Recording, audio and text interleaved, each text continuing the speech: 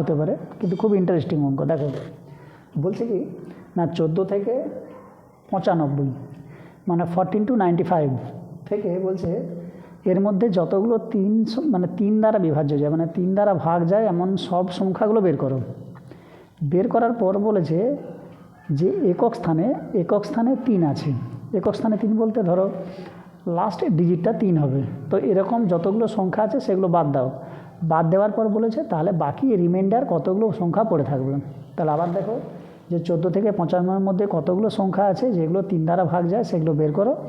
আর সেখান থেকে এবার বলেছে যে একক স্থানে 3 আছে এরকম সংখ্যাগুলো বাদ দিলে বাকি সংখ্যা যেগুলো পড়ে থাকবে সেগুলো কতগুলো। অপশন দিয়ে আছে দেখো 27, 26, 24, 29। তাহলে অঙ্কটা করছি।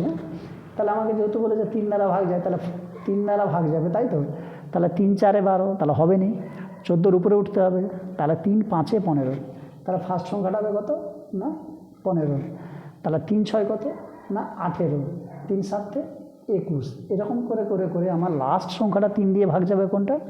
95 তো 3 দিয়ে ভাগ যাবে না, তাহলে যাবে হচ্ছে 93।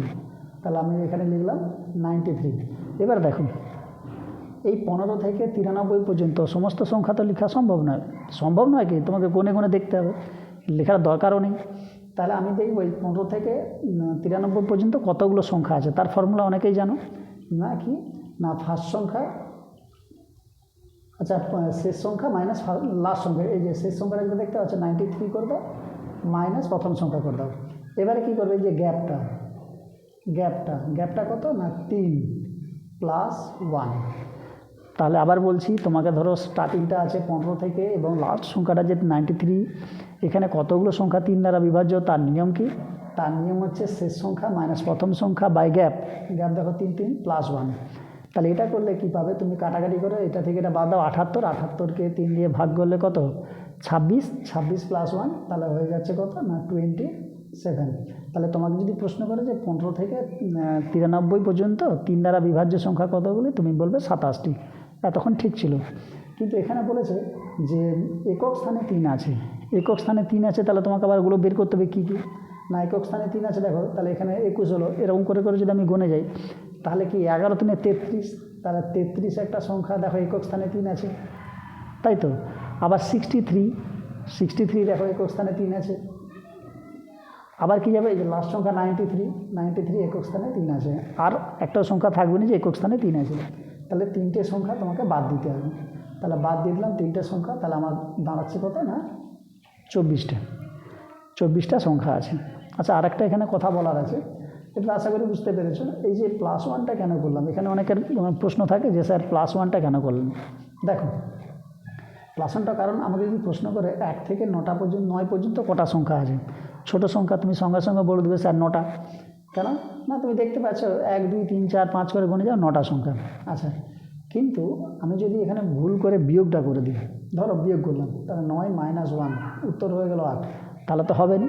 তখন কি করতে হয়, যদি বিয়োগই করতে হয় পরে আবার 1 যোগ করতে হয়, তবেই বোঝা যাবে কটা সংখ্যা আছে।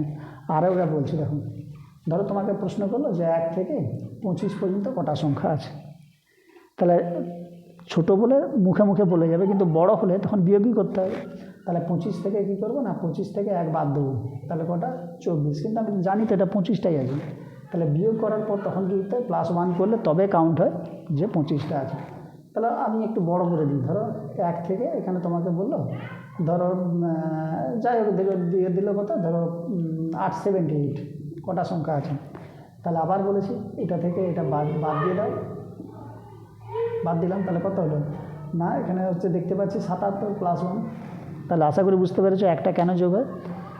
যখনই তুমি, কারণ এত বড় সংখ্যা তো আঙুল গুনে গুনে গুনতে পারবে না, অসুবিধা হবে। তাহলে অসুবিধা হওয়ার জন্য কী করতে হয়, আমাদেরকে শর্টকাটে বিয়োগ করতে হয়।